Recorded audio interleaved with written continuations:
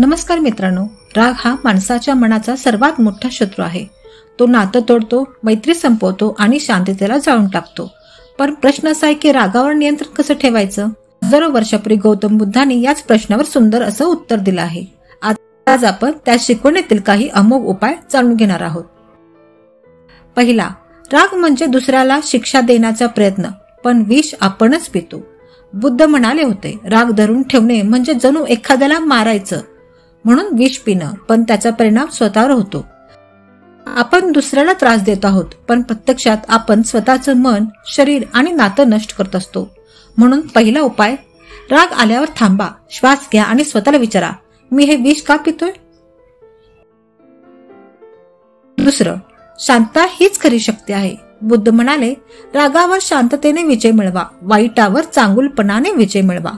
जेव्हा कोणी तुम्हाला दुखावतो, जेव्हा रागाने उत्तर दिल्यावर वाद वाढतो, पण शांत राहिलं तर परिस्थिती नियंत्रणात येते.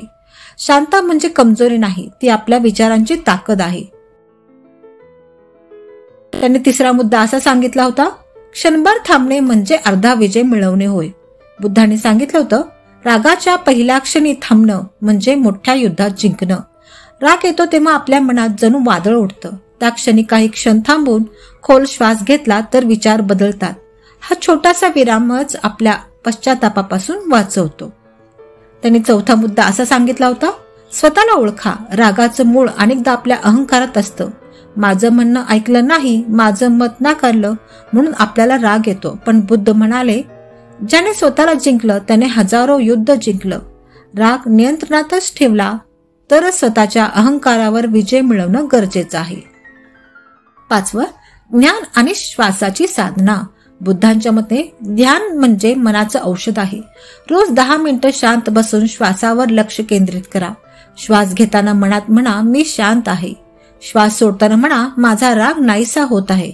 ही साधना तुम्हाला प्रत्येक दिवशी अधिक संयमी बनवते. सहावा, करुणा आणि क्षमा. बुद्ध म्हणाले, राग करुणेने शांत होतो आणि द्वेष क्षमतेमुळे. ज्यांनी तुम्हाला दुखावलं त्यांना क्षमा करा, कारण क्षमा करणे म्हणजे त्यांना माफ करणे नव्हे, तर त्यांना स्वतःला मुक्त करणे. करुणा हाच रागाच्या आगीवर पाणी टाकणारा उपाय आहे. सातवा, प्रत्येक रागामागे एक वेदना असते. हो, प्रत्येक रागामागे एक वेदना असते. बुद्धांनी सांगितलं, राग हा वेदनेचा आवाज आहे. राग येतो तेव्हा स्वतःला विचारा, मी खरंच रागावलं आहे का, की मला दुःख झाले? हा प्रश्न विचारल्यावर तुमचं मन आपोआप मावळायला सुरू होईल. आठवं, शब्द निवडा, जपून बोला. रागाच्या क्षणी बोललेले शब्द आयुष्यभर जखम करतात. बुद्ध म्हणाले, शब्द हे तलवारीपेक्षा तीक्ष्ण असतात. रागात बोलण्याऐवजी शांततेतून बोला. जर तुमचा आवाज वाढलेला नसेल तर जग तुमचं ऐकेल. 9वा, रागावर उपचार म्हणजे समजूत. एखाद्यावर राग येतो कारण आपण त्याला समजून घेत नाही. त्याच्या जागी स्वतःला ठेवा आणि विचार करा, मी त्याच्या जागी असतो तर कसं वागलो असतो. ही समजूत रागाचं रूपांतर करुणेत करते. 10वा, मनाची स्वच्छता ठेवा. बुद्ध म्हणतात, मन स्वच्छ असेल तर जग सुंदर दिसेल.